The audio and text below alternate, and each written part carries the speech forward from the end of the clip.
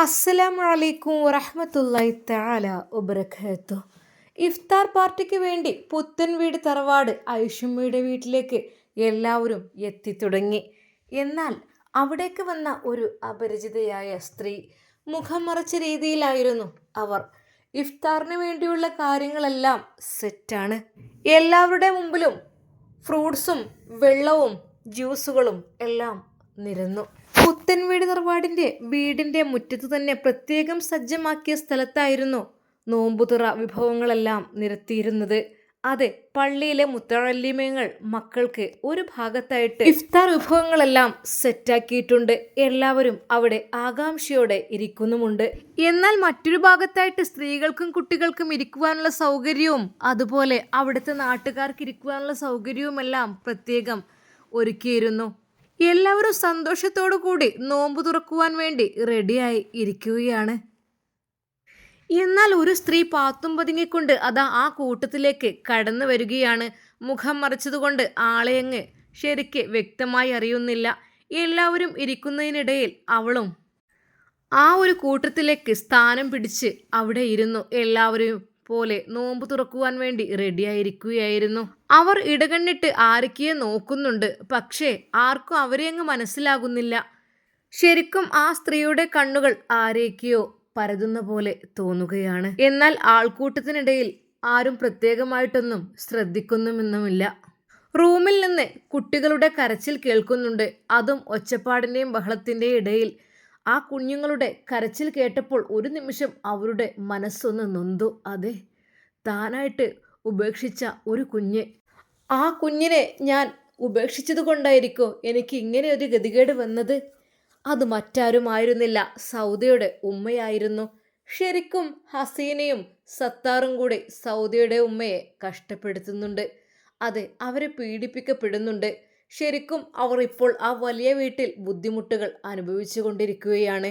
അതെ, നോമ്പ് തുറക്കുവാൻ പുത്തൻവീട് തറവാട്ടിൽ ഇന്ന് നോമ്പുതുറയുണ്ട് എന്നറിഞ്ഞത് കൊണ്ട് തന്നെ തൻ്റെ മകളെ അവിടെ ഉണ്ടെങ്കിൽ ഒന്ന് കാണുവാനും അവിടുത്തെ ഭക്ഷണം കഴിക്കുവാനുമായിട്ടാണ് അവർ നേരത്തെ കാലത്തെ തന്നെ ഇങ്ങോട്ട് എത്തിയിട്ടുള്ളത്. ആ ആൾക്കൂട്ടത്തിനിടയിലേക്ക് അവരങ്ങ് പോകുകയും ചെയ്തു.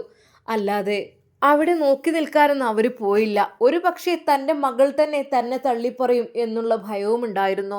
എന്തൊക്കെ തന്നെയായാലും മകളെ ഒന്ന് ഉണ്ടോ എന്ന് നോക്കുകയും ചെയ്യാം, ഭക്ഷണം കഴിക്കുകയും ചെയ്യാം എന്നുള്ള രീതിയിലാണ് അവർ വന്നത്. മക്കളെ കൂട്ടി വന്നാൽ തീർച്ചയായും മക്കളെ എല്ലാവരും തിരിച്ചറിയും. അതുകൊണ്ട് തന്നെ മക്കളെ കൊണ്ടുവന്നില്ല. ഉമ്മയോട് മക്കൾ ചോദിക്കുന്നു, ഉമ്മച്ചി എങ്ങോട്ട് പോകുന്നു എന്ന്. എന്നാൽ ഉമ്മച്ചി ഇപ്പോൾ പോയിട്ട് വരാം എന്ന് പറഞ്ഞുകൊണ്ട് അത് ഹസീനയോടൊന്നും പറയാതെയാണ് അവിടെ നിന്ന് ഇറങ്ങിപ്പോകുന്നത്. അങ്ങനെയാണ് പുത്തൻവീട് തറവാട്ടിലേക്ക് എത്തിയത്. പുത്തൻവീട് തറവാട്ടിലാണെങ്കിൽ ഇഫ്താറിൻ്റെ കൂടെ എല്ലാവർക്കുമുള്ള സ്പെഷ്യൽ ഗിഫ്റ്റുകളും കാര്യങ്ങളും അത് കൊടുക്കാറും പതിവാണ്. അതുണ്ടാകും എന്നുള്ള കാര്യം ഉറപ്പാണ്. എല്ലാവർക്കുമായിട്ട് സക്കാത്തും അവിടെ നൽകാറുണ്ട്. അധികം ആളുകൾക്കും പുത്തൻവീട് തറവാട്ടിൽ നിന്ന് പെരുന്നാളിന് ഡ്രസ്സ് എടുക്കുവാനുള്ള ക്യാഷെല്ലാം കിട്ടും. സന്തോഷത്തോടു കൂടി അവരത് വാങ്ങുകയും ചെയ്തു. എന്നാൽ അതാ പള്ളിയിൽ നിന്ന് മനോഹരമായ ബാങ്കുലി കേൾക്കുന്നു. എല്ലാവരും നോമ്പ് തുറക്കുവാൻ തുടങ്ങി. ഐഷുമയും ഷമ്മാസും ഇരുന്നു. ആ കാഴ്ചയെല്ലാം കണ്ട് അവരുടെ മനസ്സ് നിറഞ്ഞു. അതെ, പള്ളിയിലെ മുത്തഅല്ലിമീങ്ങൾ ഒരു ഭാഗത്ത്, നാട്ടുകാർ മറ്റൊരു ഭാഗത്ത്, സ്ത്രീകളും കുട്ടികളും ഒരു ഭാഗത്ത്. വിശാലമായി കിടക്കുന്ന പുത്തൻവീട് തറവാടിൻ്റെ മുറ്റത്തിൻ്റെ എല്ലാ ഭാഗങ്ങളും ഇഫ്താർ പാർട്ടിക്ക് വേണ്ടി സെറ്റാക്കിയിരുന്നു. ആ ഒരു മനോഹരമായ സന്ധ്യയിൽ എല്ലാവരും കൂടെ അതാ പങ്കുചേരുകയും ചെയ്യുന്നു. പള്ളിയിലത്തെ ബാങ്ക് കൊടുക്കുന്നു. എല്ലാവരും നോമ്പ് തുറക്കുന്ന തിരക്കിലാണ്. ഈത്തപ്പഴവും ഫ്രൂട്ട്സുകളും ജ്യൂസും ഫ്രൈ ഐറ്റംസുകളും അതിലുൾപ്പെടുന്നുണ്ടായിരുന്നു. പോരാത്തതിന് എല്ലാവർക്കുമുള്ള മന്തി, ബിരിയാണി, അത് പറ്റാത്തവർക്കുള്ള പത്തിരി, ചപ്പാത്തി, പൊറോട്ട തുടങ്ങിയ ഐറ്റംസിലുള്ള എല്ലാ ഫുഡുകളും അവിടെ ഉണ്ടായിരുന്നു. എല്ലാവരും ആകാംക്ഷയോടുകൂടി നോമ്പ് തുറക്കുന്ന തിരക്കിലാണ്. എന്നാൽ സൗദിയുടെ ഉമ്മയും ആ കൂട്ടത്തിൽ ഇരുന്നു നോമ്പ് തുറക്കുവാൻ തുടങ്ങി.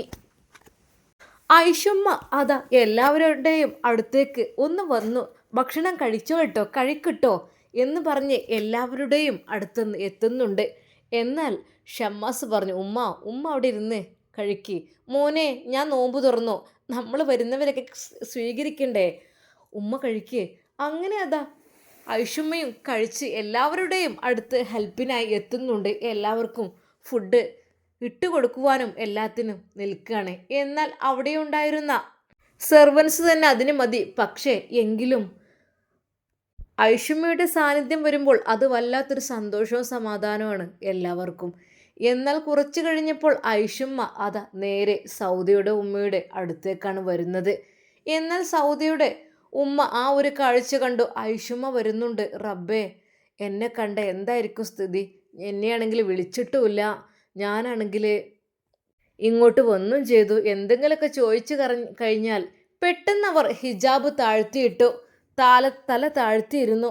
എല്ലാവരെയും തട്ടിക്കൊണ്ട് കഴിച്ചോളിട്ടോ. അങ്ങനെ അതാ സൗദിയുടെ ഉമ്മയുടെ അരികിലും ഐഷുമ്മ എത്തി. കഴിച്ചോളിട്ടോ, കഴിക്കേ എന്ന് പറഞ്ഞ് അവരെയും തൊട്ട് തലോടിക്കൊണ്ട് പോയി. ഒരു നിമിഷം അവർ മുഖത്തേക്ക് നോക്കാതെ തല താഴ്ത്തിയിരുന്നു.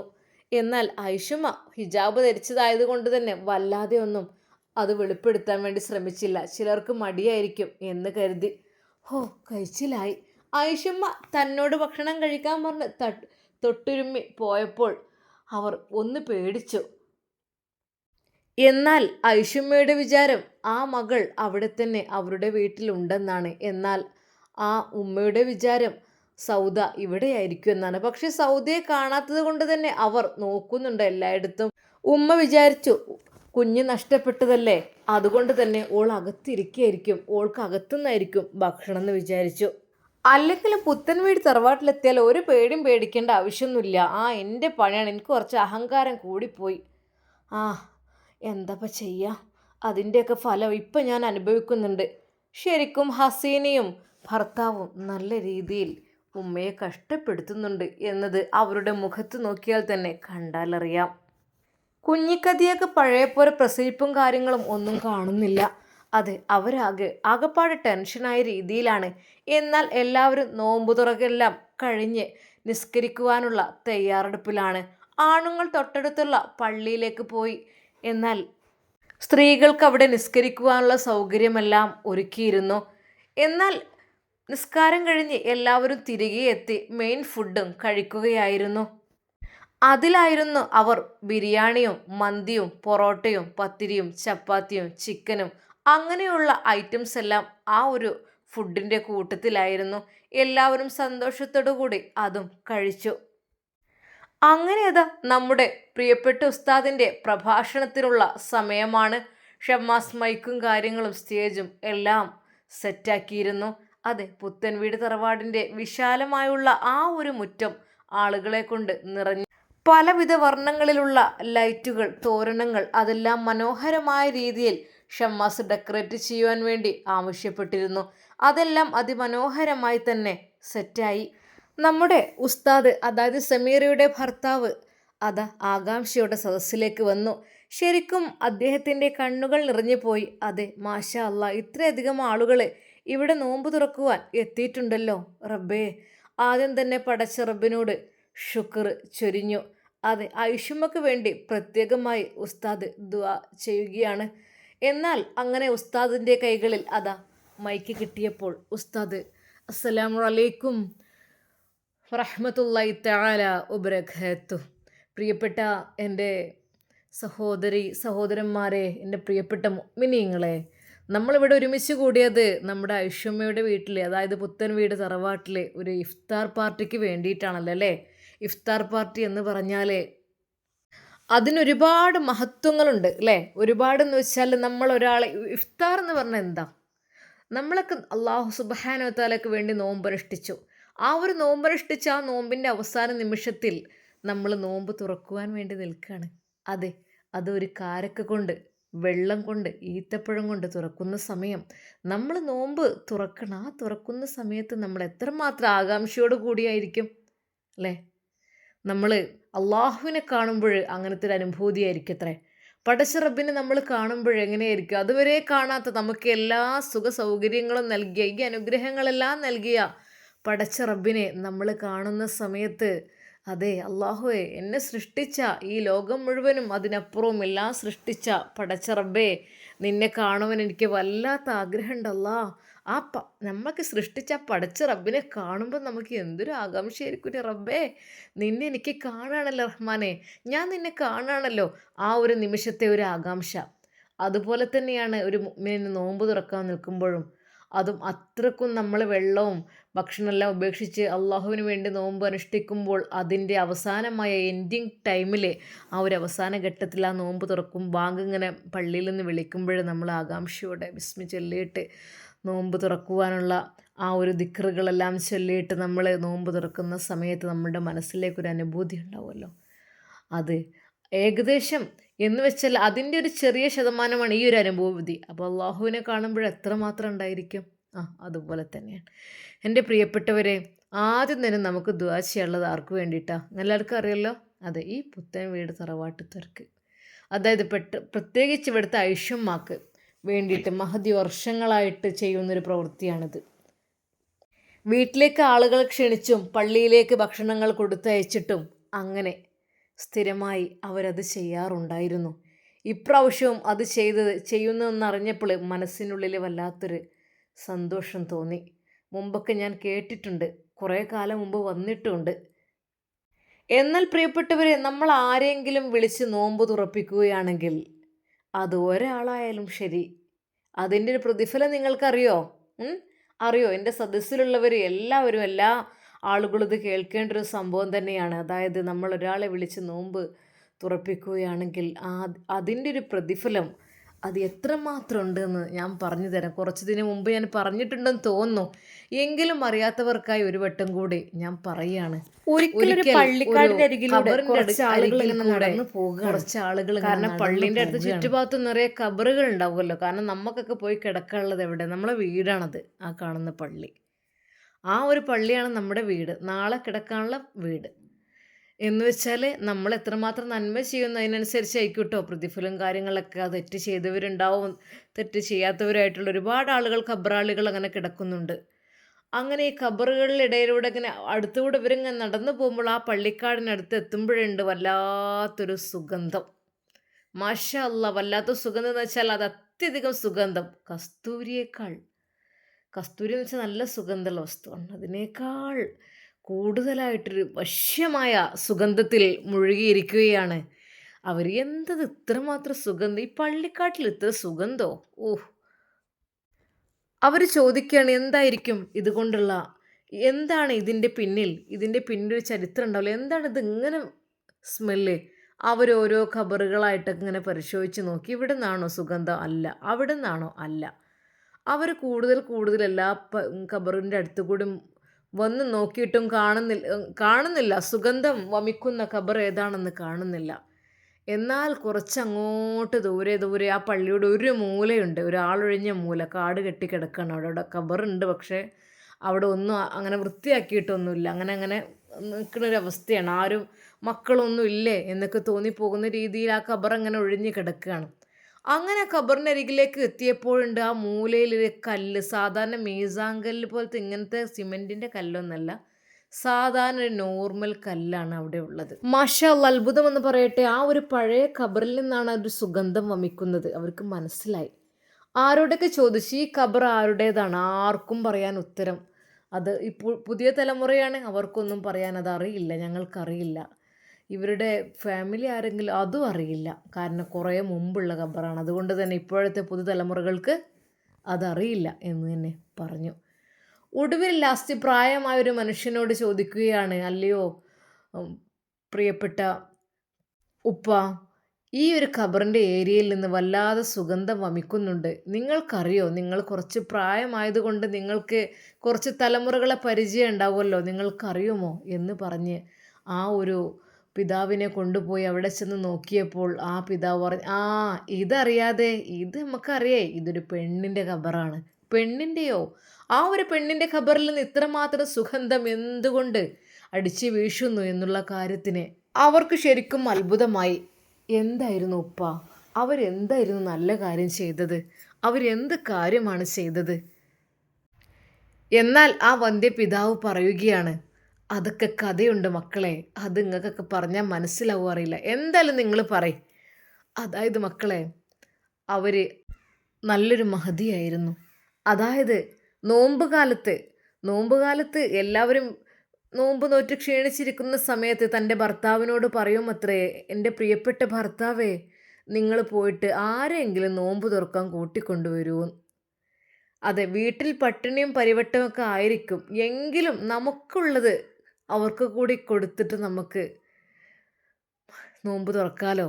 അതിനു വേണ്ടി എന്തും ഞാൻ ഉണ്ടാക്കാനും തയ്യാറാണ്. എന്ത് സാധനമാണെങ്കിലും അത് അവർക്ക് കൂടി പങ്കിട്ട് കൊടുക്കണം എന്ന്.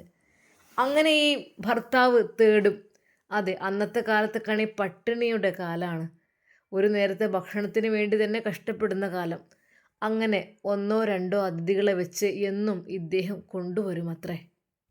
കൊണ്ടുവന്ന് അവർക്കുണ്ടാക്കിയ ഭക്ഷണത്തിൽ നിന്ന് അവർക്കും നൽകി അവർ സന്തോഷത്തോടു കൂടി നോമ്പ് തുറക്കും. അങ്ങനെ റമളാൻ 30 ദിവസവും ഒന്നല്ലെങ്കിൽ ഏതെങ്കിലും ഒന്നോ രണ്ടോ മൂന്നോ പേരൊക്കെ എവിടുന്നെങ്കിലൊക്കെ തപ്പി പിടിച്ച് കൊണ്ടുവരും. അത് അവർക്കൊരു പൂതിയായിരുന്നു. അതായത് ഒരാളെങ്കിലും നോമ്പ് തുറപ്പിക്കണം എന്നുള്ള മനസ്സിൻ്റെ ഉള്ളിലത്തെ ഒരു ആഗ്രഹം ആ സ്ത്രീക്ക് വളരെയധികം ഇഷ്ടമുള്ള കാര്യമായിരുന്നു. അങ്ങനെ റമളാൻ മാസത്തിൽ അവർക്ക് വേണ്ടി, പാവങ്ങൾക്ക് വേണ്ടി ഭക്ഷണം ഉണ്ടാക്കി അവർ നോമ്പ് തുറക്കുവാൻ വേണ്ടി ക്ഷണിച്ച് അവർ നോമ്പ് തുറക്കും. സന്തോഷത്തോടു കൂടി അവിടെ നിന്ന് പ്രാർത്ഥിക്കും. അങ്ങനെ 30 ദിവസം അവർക്കത് ശീലമായിരുന്നു അവരുടെ ജീവിതകാലത്ത്. ചെറിയ വീടാണ്, കൊച്ചു വീടാണ്, കുടിലാണ്, എങ്കിലും ഉള്ളതിൽ നിന്ന് ഭക്ഷണം അത് അതിഥികൾക്ക് വേണ്ടി മാറ്റിവെച്ച് അവരങ്ങനെ കൊടുക്കുമായിരുന്നു. എങ്ങനെയുണ്ട്? അതെ, വൈകാതെ കുറച്ച് പ്രായമായപ്പോൾ ആ സ്ത്രീ മരണപ്പെടുകയായിരുന്നു. മരണപ്പെട്ട് ഖബറിലേക്ക് അങ്ങ് വെച്ച് കഴിഞ്ഞപ്പോൾ തന്നെ വല്ലാത്തൊരു സുഗന്ധമായിരുന്നു ആ ഒരു ഖബറിന്. ആ ഖബറിൽ ഇന്നും സുഗന്ധം വമിച്ചുകൊണ്ടേയിരിക്കുകയാണ്. അതുകൊണ്ടാണ് ചോദിച്ചത്, ആരായിരിക്കും ആ ഖബറിൽ? എന്താണ് അവർ ചെയ്ത നന്മ? അതാണ് മക്കളെ, ഒരാൾക്ക് ഭക്ഷണം കൊടുക്കുക എന്നുള്ള കാര്യം ചില്ലറ കാര്യമല്ല. ഒരുപാട് ക്യാഷ് കൊടുക്കുക, ഒരുപാട് സാധനങ്ങൾ കൊടുക്കുക എന്നതിലപ്പുറം വിശക്കുന്നവന് ഭക്ഷണം, അതെ, നോമ്പ് തുറക്കുവാൻ നിൽക്കുന്നവന് ഭക്ഷണം കൊടുക്കുമ്പോൾ ആ ഒരു ഭക്ഷണം കഴിച്ചിട്ട് മനസ്സ് നിറയുമ്പോൾ ആ ഒരു നിർവൃതി ഉണ്ടല്ലോ, മാഷാ അല്ലാ, അൽഹംദുലില്ലാ എന്ന് പറഞ്ഞിട്ട്, അല്ലെങ്കിൽ അൽഹംദുലില്ലാഹില്ലദീ അത്അമനി വസഖാനി വജഅലനി മിനൽ മുസ്ലിമീൻ എന്ന് പറഞ്ഞുകൊണ്ട് പടച്ച റബ്ബിനോട് ദുആ ചെയ്യുന്ന സമയമുണ്ടല്ലോ, അത് മതി. അത് മതി. സുഗന്ധമല്ല, സ്വർഗ പൂങ്കാവനമായിരിക്കും അവരുടെ ഖബറിടം.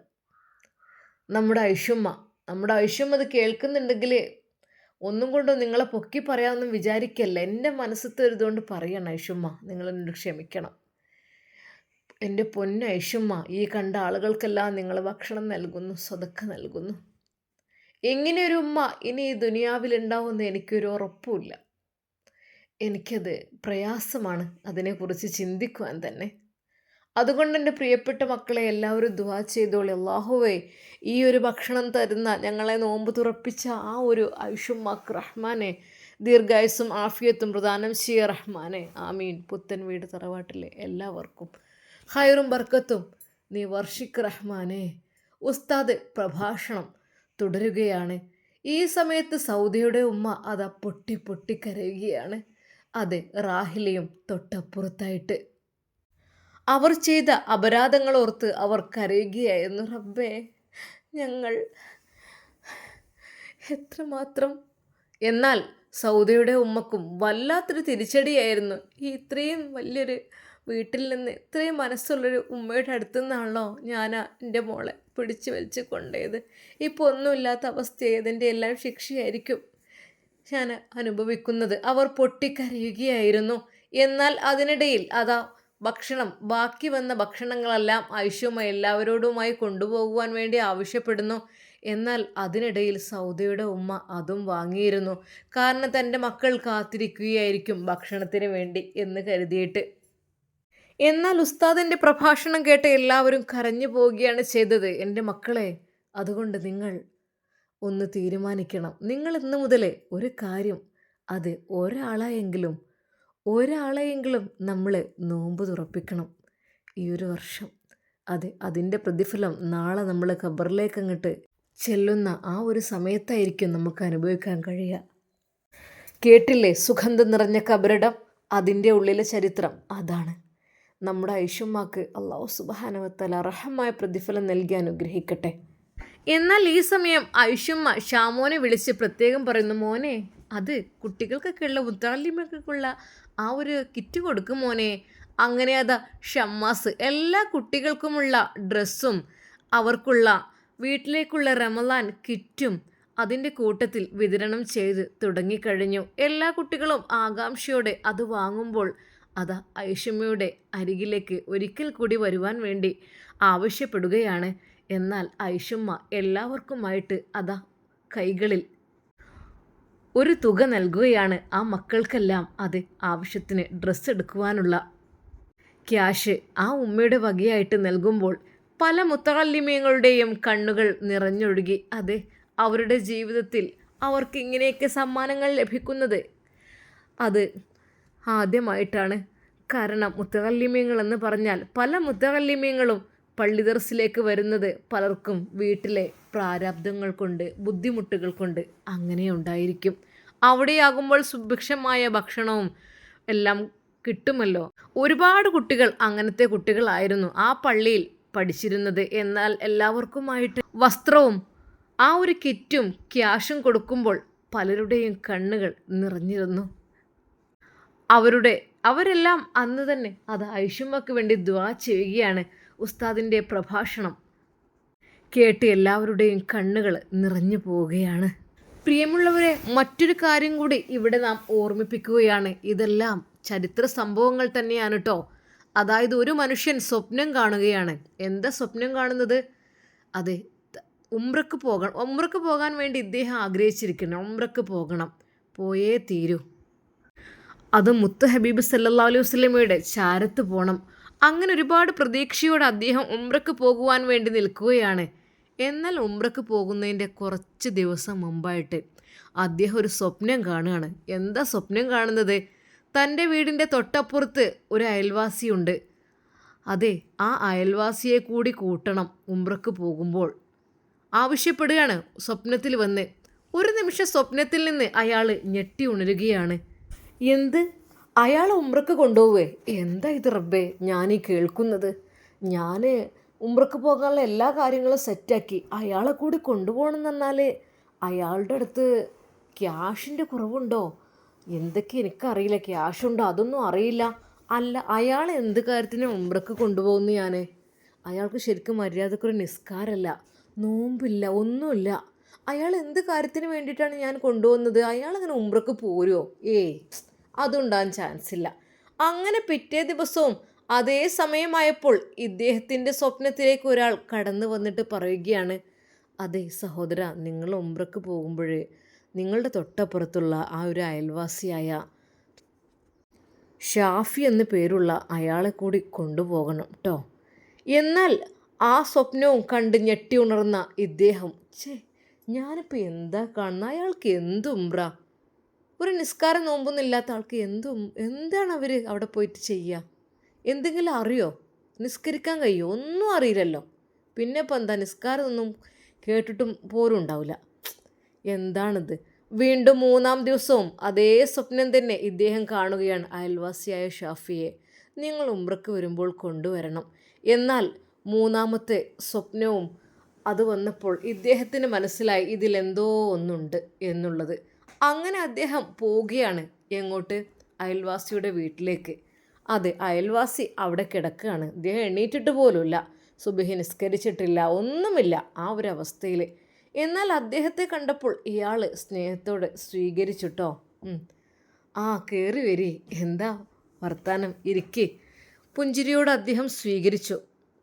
പക്ഷെ അയാളെ കണ്ടാൽ തന്നെ നിസ്കാരമില്ല, ഓത്തുമില്ല, ഒന്നുമില്ലാത്തൊരു വൃത്തിയും വെടുപ്പില്ലാത്തൊരു മനുഷ്യനാണ്.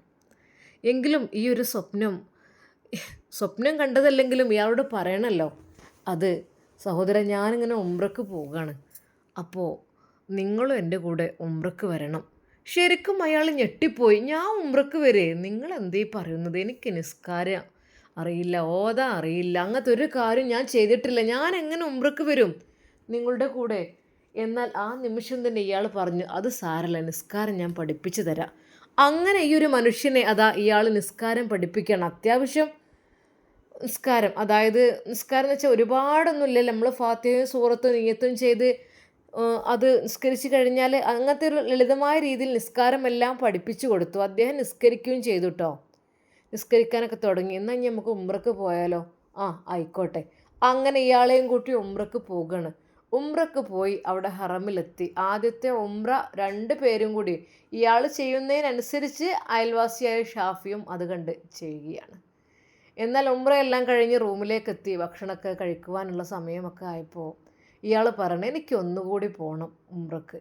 എനിക്കൊക്കെ പഠിഞ്ഞല്ലോ, എനിക്കെല്ലാം മനസ്സിലായല്ലോ, ഒക്കെ മനസ്സിലായി, നിങ്ങളെ പിന്നാലെ വന്നതൊക്കെ മനസ്സിലായി. ഇനി നമുക്ക് കുറച്ച് കഴിഞ്ഞിട്ട് പോയാൽ പോരാ? അല്ല, ഞാൻ ഒന്നുകൂടി പോയി വരാം. ഇയാൾ വീണ്ടും അതാ ഇഹ്റാം ചെയ്ത് ഉംറയിലേക്ക് പ്രവേശിക്കുകയാണ്. ഉംറയിലേക്ക് പ്രവേശിച്ച് അദ്ദേഹം ആ കഅബ ഷരീഫിനെ വലം വെച്ച് അതെ തവാഫും എല്ലാം കഴിഞ്ഞ് വീണ്ടും കഅബ ഷരീഫിൻ്റെ മുമ്പിൽ ഇരുന്ന് പടച്ച റബ്ബിനോട് ദുആ ചെയ്തു. റബ്ബേ, ഞാൻ ഒന്നും ചെയ്തിട്ടില്ലായിരുന്നു, എനിക്കറിയില്ല, അങ്ങനെ ഇങ്ങനെയൊക്കെ പറഞ്ഞ് ഒരുപാട് ദുആ ചെയ്തു. അദ്ദേഹം അവിടെ സുജൂദ് ചെയ്തു. എന്നാൽ എത്രയായിട്ടും കൂട്ടുകാരനെ കാണുന്നില്ല, ഷാഫിയെ കാണുന്നില്ല. റൂമിൽ നിന്നും അയാൾ തിരഞ്ഞു വന്നു. സമയം ഒരുപാടായിട്ടും ഉംറ കഴിഞ്ഞ് എത്താനുള്ള സമയമായല്ലോ, കാണുന്നില്ലല്ലോ എന്ന് കരുതി ഈ സഹോദരൻ്റെ അരികിലേക്ക് അദ്ദേഹം വരികയാണ്. അത് ആ ഒരു കഅബക്ക് ചുറ്റുമായി പലരും തവാഫ് ചെയ്യുന്നുണ്ട്, പലരും സുജൂദിലായിട്ട് കിടക്കുന്നുണ്ട്. അങ്ങനെ നോക്കുമ്പോൾ തൻ്റെ കൂട്ടുകാരൻ ഷാഫി അതാ സുജൂദിൽ കിടക്കുകയാണ്. അതും കഅബയുടെ മുന്നിൽ ഇങ്ങനെ കിടക്കുന്ന കാണപ്പോൾ സഹോദരൻ എത്ര സമയമായി എന്ന് വിചാരിച്ച് ഇദ്ദേഹത്തിൻ്റെ അടുത്തേക്ക് പതുക്കെ ചുമലിലൊന്ന് കൈവയ്ക്കുകയാണ്. എന്നാൽ ആ നിമിഷം തന്നെ അദ്ദേഹം തൊട്ടപാട് ഇയാൾ മറിഞ്ഞു വീഴുകയായിരുന്നു. അയാൾ സുജൂദിലായിക്കൊണ്ട് കഅബയുടെ മുമ്പിലായിക്കൊണ്ട് മരണപ്പെട്ടിരിക്കുന്നു. അതുവരെയും നിസ്കാരമോ ഖുർആൻ പാരായണമോ നോമ്പോ ഒന്നുമില്ലാതെ സ്വന്തം ഇഷ്ടത്തിൽ നടന്നിരുന്ന ആൾ കഅബ ഷരീഫിൻ്റെ മുമ്പിൽ സുജൂദിൽ കിടന്ന് അള്ളാഹുവിലേക്ക് യാത്രയായ ഒരു മനോഹര രംഗം അത് കണ്ട് ഇയാളുടെ ഹൃദയം പൊട്ടിപ്പോയി. യാ റബ്ബേ, വല്ലാത്തൊരു ഭാഗ്യമാണല്ലോ ഇത്. അങ്ങനെ ആ സഹോദരനെ അവിടെ തന്നെ മറവ് ചെയ്യുകയും ചെയ്തു. വീട്ടിലെത്തിയ ഭാര്യയോട് കാര്യങ്ങൾ ഇയാൾ അന്വേഷിക്കുകയായിരുന്നു. അന്വേഷിക്കുന്ന സമയത്ത് എന്തായിരുന്നു ഷാഫി ഇത്രമാത്രം നല്ല പ്രവൃത്തി ചെയ്തിരുന്നത്? അവൻ അവിടെ വെച്ച് മരണപ്പെടുകയായിരുന്നല്ലോ, അതും കഅബ ഷരീഫിനെ മുമ്പിൽ സുജൂദിലായി കിടന്നുകൊണ്ടാണ് മരണപ്പെട്ടിട്ടുള്ളത്. എന്തായിരുന്നു അവന് ചെയ്ത പ്രവൃത്തി എന്ന് പറഞ്ഞപ്പോൾ അത് പറഞ്ഞത്, ആരെങ്കിലൊക്കെ ഭക്ഷണമൊക്കെ ചോദിച്ചു വന്നാൽ, അല്ലെങ്കിൽ പാവപ്പെട്ട ഏതെങ്കിലും കുട്ടികൾ അല്ലെങ്കിൽ പാവങ്ങളൊക്കെ കണ്ടാൽ എൻ്റെ ഭർത്താവ് ഭക്ഷണം വാങ്ങിക്കൊടുക്കുമായിരുന്നു എപ്പോഴും അവർക്ക്.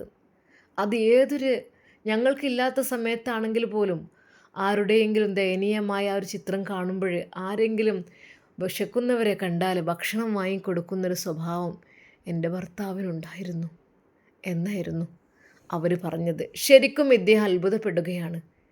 അതെ, ആ ഒരു കാരണം കൊണ്ടാണ് അദ്ദേഹം സ്വപ്നത്തിലേക്ക് അള്ളാഹു കാണിച്ചു കൊടുത്തു. അതെ, ആ വഴി അദ്ദേഹത്തെ ഉംറക്ക് കൊണ്ടുവരണം എന്ന് പറഞ്ഞ് ഉംറക്ക് കൊണ്ടുവന്ന് അദ്ദേഹം നിസ്കാരം എല്ലാം പഠിച്ച് അതാ അവിടുന്ന് ഉംറ ചെയ്ത് സുജൂദിലായി കിടക്കുന്ന സമയത്താണ് അസ്രായിൽ വരുന്നത്.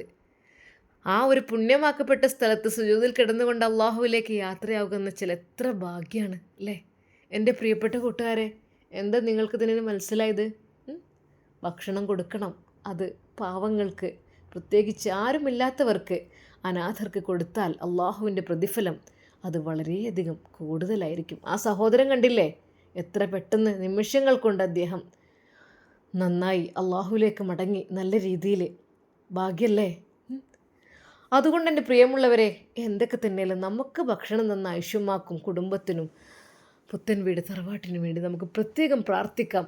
വർഷങ്ങളോളം ഈ ഒരു നന്മ ചെയ്യാനുള്ള ഭാഗ്യം അവർക്കും നമുക്കും ഉണ്ടാകട്ടെ എന്ന് പ്രാർത്ഥിച്ചുകൊണ്ട് നിർത്തുന്നു. ഇൻഷാ അല്ലാഹ്. വആഖിറു ദഅ്വാനാ അനിൽ ഹംദുലില്ലാഹി റബ്ബിൽ ആലമീൻ. അസ്സലാമു അലൈക്കും വറഹ്മത്തുള്ളാഹി തആല വബറകാതുഹു. പ്രിയപ്പെട്ടവരെ, തറാവീന് വരാനുള്ളവരൊക്കെ വന്നോളൂ കേട്ടോ. സ്ത്രീകൾക്ക് ഇവിടെ എന്ത് സൗകര്യമൊക്കെ ഒരുക്കിയിട്ടുണ്ടെന്ന് ഐഷുമ പറയുന്നത് കേട്ടിരുന്നു. ഇൻഷാ അല്ലാഹ്. ഓക്കെ, അങ്ങനെ അതാ ഉസ്താദിൻ്റെ പ്രഭാഷണം കേട്ട അവരെല്ലാവരും ഒരു നിമിഷം ആലോചിച്ച് പോവുകയാണ്. ഒരാൾക്ക് എന്തെങ്കിലും കൊടുത്തു കഴിഞ്ഞാൽ, വിശക്കുന്നവന് ഭക്ഷണം കൊടുത്തു കഴിഞ്ഞാൽ, ഒരാളെ നോമ്പ് തുറപ്പിച്ചു കഴിഞ്ഞാൽ അതിൻ്റെ ഒരു പ്രതിഫലത്തെക്കുറിച്ച് ഉസ്താദ് 2 കാര്യങ്ങൾ പറഞ്ഞ ആ കാര്യം എല്ലാവരുടെയും മനസ്സിലങ്ങ് തട്ടുകയാണ്. എന്നാൽ അവിടെ കൂടി എല്ലാവരും കരയുകയായിരുന്നു എല്ലാം കേട്ട്. ഇൻഷാ അല്ലാ നമുക്കിതിൻ്റെ ബാക്കി ഭാഗം നാളെ കാണാം. അതെ, സൗദ അവിടെ അലയുകയാണല്ലോ അല്ലേ, റെയിൽവേ സ്റ്റേഷനിൽ എവിടേക്കാണെന്ന് അറിയാതെ ഒരു ഭ്രാന്തിയെ പോലെ അലയുകയാണ്. രക്ഷപ്പെടുത്തണ്ടേ? ഒരുപാട് ചെയ്ത തെറ്റിനെല്ലാം ശിക്ഷകൾ അനുഭവിച്ചു കഴിഞ്ഞു. അതെ, ഇനി രക്ഷപ്പെടുത്തണ്ടേ? അവൾ രക്ഷപ്പെടണം. അതുപോലെ സൗദയുടെ ഉമ്മയും കഷ്ടപ്പെടുന്നുണ്ട്. സ്വന്തം വീട്ടിലേക്ക് പോകാൻ അവർക്കിപ്പോൾ കഴിയുന്നില്ല. മകളും മരുമകനും തന്നെ ഉപദ്രവിക്കുകയാണ്, ചീത്ത പറയുകയാണ്. എന്നാൽ ഈ സമയം നമ്മുടെ ഫസീലയുടെ ആങ്ങളയും ഉമ്മയും ഉപ്പയും എല്ലാവരും പ്രഭാഷണം കേട്ട് കരഞ്ഞു പോവുകയാണ്. എല്ലാവരും തറാവീഹ് നിസ്കാരത്തിന് വേണ്ടി അതാ പുറപ്പെട്ടു കഴിഞ്ഞു. ഇൻഷാ അല്ലാ എൻ്റെ പ്രിയമുള്ളവരെ, എല്ലാവരും തറാവീഹൊക്കെ നിസ്കരിക്കാറില്ലേ? എല്ലാവരും കൂടി ഗ്രൂപ്പായി നിസ്കരിക്കുമ്പോൾ അതൊരു പ്രത്യേക ഒരു ഇതന്നല്ലേ, പ്രത്യേകം പ്രതിഫലമാണ്. ഒന്ന് ചെയ്താൽ 70 ഇരട്ടി 70,000 ഇരട്ടി എന്നൊക്കെ പറയില്ലേ. അപ്പോൾ അങ്ങനെ ഗ്രൂപ്പായിട്ട് എൻ്റെ വീട്ടിലേക്ക് അങ്ങനെ ഉണ്ടായിരുന്നു കേട്ടോ ആദ്യം. അതായത് എൻ്റെ ഉമ്മ ഞങ്ങളവിടെ അടുത്തുള്ള അയൽവാസികളെല്ലാവരെയും വിളിച്ചു വരുത്തും. അങ്ങനെ വിളിച്ചു വരുത്തി അവിടുത്തെ സ്ത്രീകളൊക്കെ കൂടും. അങ്ങനെ ഞങ്ങൾ എല്ലാവരും അവിടെ, ഞങ്ങൾക്കൊരു വലിയൊരു ഓഫീസ് റൂമുണ്ട്. ആ ഓഫീസ് റൂമിൽ ഇങ്ങനെ നിസ്കരിക്കും, തറാവീഹ് നിസ്കരിക്കും. നല്ല രസമായിരുന്നു. അപ്പോൾ തറാവീഹ് നിസ്കാരം കഴിഞ്ഞാൽ എന്തെങ്കിലും സ്പെഷ്യൽ പലഹാരം ഉമ്മ ഉണ്ടാക്കിയിട്ടുണ്ടാവും. ആ ഒരു പലഹാരം എല്ലാവർക്കും കൊടുത്ത് ചായയൊക്കെ കുടിച്ച് ജ്യൂസൊക്കെ കുടിച്ച് നല്ല രസമായിരുന്നു കേട്ടോ ആ ഒരു കാലങ്ങളൊക്കെ, ചെറുപ്പകാലം. അല്ലാഹുവേ, അതൊന്നും ഇനി ഒരിക്കലും തിരിച്ച് കിട്ടൂലല്ലോ അല്ലേ. എന്നാൽ അന്ന് തറാവീഹ് നിസ്കരിക്കാൻ ഞങ്ങളുടെ വീട്ടിലേക്ക് വന്ന ഞങ്ങളുടെ മൂത്തമ്മാൻ്റെ ഒരു മരുമകൾ, പഠിച്ചവന് ഇന്നലെ ഞാൻ ഒരു വീഡിയോ കണ്ടപ്പോൾ കരഞ്ഞു പോയിട്ടോ. കാരണം ഇപ്പം എല്ലാവർക്കും ഉമ്മമാർക്ക് ഉപ്പമാർക്കും ഗിഫ്റ്റ് കൊടുക്കുന്നൊരു കാലമാണല്ലോ അല്ലേ. സർപ്രൈസായിട്ട് ഗിഫ്റ്റ് കൊടുക്കുക. അങ്ങനെ ഗിഫ്റ്റ് കൊടുക്കുക വെച്ചാൽ നമ്മൾ മാതാപിതാക്കൾ ഉണ്ടാകുമ്പോൾ അവരെന്തെങ്കിലും കൊടുത്ത് സന്തോഷിപ്പിക്കുക. പ്രത്യേകിച്ച് റമദാനൊക്കെ ഒന്നുമില്ലെങ്കിൽ കുറച്ച് ഈത്തപ്പഴെങ്കിലും എന്തെങ്കിലും ഒരു മധുരമെങ്കിലും അങ്ങനെ കൊടുത്ത് സന്തോഷിപ്പിക്കാൻ വേണ്ടി നമ്മൾ ശ്രമിച്ച് അവരുടെ മനസ്സുകൊണ്ട് നിറയുമ്പോഴേ അത് നമുക്കൊരു ഭാഗ്യമല്ലേ. അങ്ങനെ എൻ്റെ പ്രിയപ്പെട്ടവരെ, നിങ്ങളോടൊരു കാര്യം കൂടി എനിക്ക് പറയാനുണ്ട് കേട്ടോ. അത് ഞാൻ കരഞ്ഞു പോയ സംഭവമാണ്. നമ്മുടെ പുതുപ്പറമ്പിൽ, അതായത് എൻ്റെ നാട്ടിലത്തെ പള്ളിയാണല്ലോ കാണുന്നത്. ഇവിടെ എന്ന് വെച്ചാൽ ഞാൻ പറഞ്ഞല്ലോ, എൻ്റെ ഒരുപാട് ഫാമിലീസ് ഇവിടെ കിടക്കുന്ന സ്ഥലമാണ് കേട്ടോ. വല്യമ്മ വല്യപ്പ, അവരുടെ മാതാപിതാക്കൾ, സഹോദരങ്ങൾ, അതുപോലെ എൻ്റെ മൂത്താപ്പന്മാർ. എനിക്ക് 6 മൂത്താപ്പയാണ്. ഇപ്പോൾ 3 മൂത്താപ്പാർ മരിച്ചുപോയി. അങ്ങനെ ഒരുപാട് കുടുംബങ്ങൾ കിടക്കുന്ന ഞങ്ങളെ വീട്ടിലേക്ക് പോണ വഴി തന്നെയാണ് ഖബറാണ് കേട്ടോ. തൊട്ട് ഒരു ഭാഗത്ത് സ്കൂൾ, ഒരു ഭാഗത്ത് പള്ളിക്കാടുമാണ്. പള്ളി നിങ്ങൾ കണ്ടിട്ടില്ലേ, ആ ഒരു വൈറ്റ് പള്ളി. ഇപ്പോൾ പള്ളിയുടെ ഹൗലിൻ്റെ പണിയൊക്കെ കഴിഞ്ഞു. അതിൻ്റെ വീഡിയോ ഇട്ടിരുന്നല്ലോ അല്ലേ. അങ്ങനെ ഞാനിപ്പോൾ പറയാൻ വിചാരിച്ച കാര്യം എന്താണെന്ന് വെച്ചാൽ, ഈ ഒരു ഖബർ കേട്ടോ, ഇത് ഞങ്ങൾ പോണ വഴിയിലുള്ള ഖബർ തന്നെയാണ്. അതായത് എൻ്റെ മൂത്താപ്പാനൊരു മരുമകളുണ്ട് ഇവിടെ കിടക്കുന്നത്. ഇപ്പോൾ 1 വർഷമോ 1.5 വർഷമൊക്കെ ആയിട്ടുണ്ടാവുള്ളൂ അത് മരണപ്പെട്ടിട്ടോ. അത് ആ കാണുന്നതാണ് കേട്ടോ, ഇതാണ് കേട്ടോ അവരുടെ ഖബർ എന്ന് വെച്ചാൽ. ഈ ഒരു പുതിയ പേരൊക്കെ എഴുതിക്കൊണ്ടുള്ള ഒരു 1.5 വർഷമായി. ഇപ്പോൾ പുല്ലൊന്നൊക്കെ മൂടിയിട്ടുണ്ട്. അപ്പോൾ ഈ ഒരു മൂത്താപ്പാൻ്റെ മരുമകളെ കുറിച്ച് പറയാമെന്ന് വെച്ചാൽ, ഞങ്ങൾ വീട്ടിലേക്കൊക്കെ തറാവീഹ് നിസ്കരിക്കാനൊക്കെ വന്നിരുന്നു കേട്ടോ. അധികം പ്രായമൊന്നും ആയിട്ടില്ല, ഏകദേശം ഒരു 45 വയസ്സോ അങ്ങനെയൊക്കെ ആയിട്ടുണ്ടാവുള്ളേക്കും. 45 46 ആയിട്ടുണ്ടാവുള്ളൂ. 3 മക്കളാണ്, അല്ല 4 മക്കളാണ്. 3 പെണ്ണും 1 ആണുമാണ്.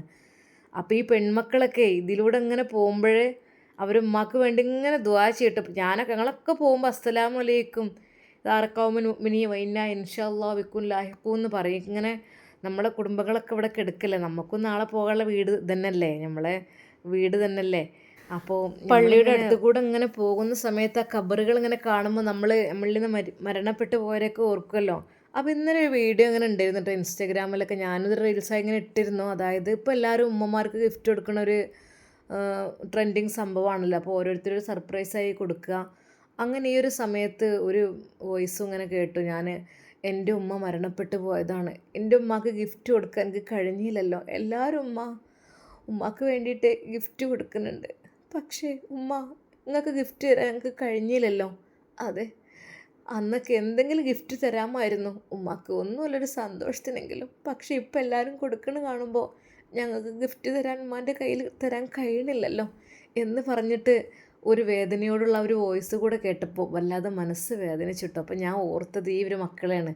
അതായത് 3 പെൺകുട്ടികൾ 1 ആൺകുട്ടിയാണ്. ഈ 3 പെൺകുട്ടികളും അവരിങ്ങനെ കല്യാണം കഴിച്ചിട്ടുണ്ട് എല്ലാവരും, എന്നാലും ചെറിയ മക്കളാണ്, ഇപ്പം അടുത്ത് കല്യാണം കഴിഞ്ഞതൊക്കെയാണ്. എന്നാലും ഒരു ഉമ്മാൻ്റെ അടുത്തൊക്കെ കല്യാണം കഴിഞ്ഞ് വരുമ്പോൾ നോമ്പ് തുറക്കാൻ സ്വന്തം ഉമ്മമാരുള്ള വീട്ടിലേക്കൊക്കെ ചെല്ലുമ്പോൾ അത് വല്ലാത്തൊരു സന്തോഷം തന്നെയല്ലേ. എന്നാൽ അവർക്ക് അതില്ല മക്കൾക്ക്. ഈ മക്കളെ ഖബറിൻ്റെ അടുത്ത് കൂടെ പോകുമ്പോഴെന്നും ദുആ ചെയ്യും, പഠിച്ചവനെ അവരെ ഉമ്മകളിലേക്ക് എടുക്കണത് എന്നിങ്ങനെ ആലോചിച്ച്.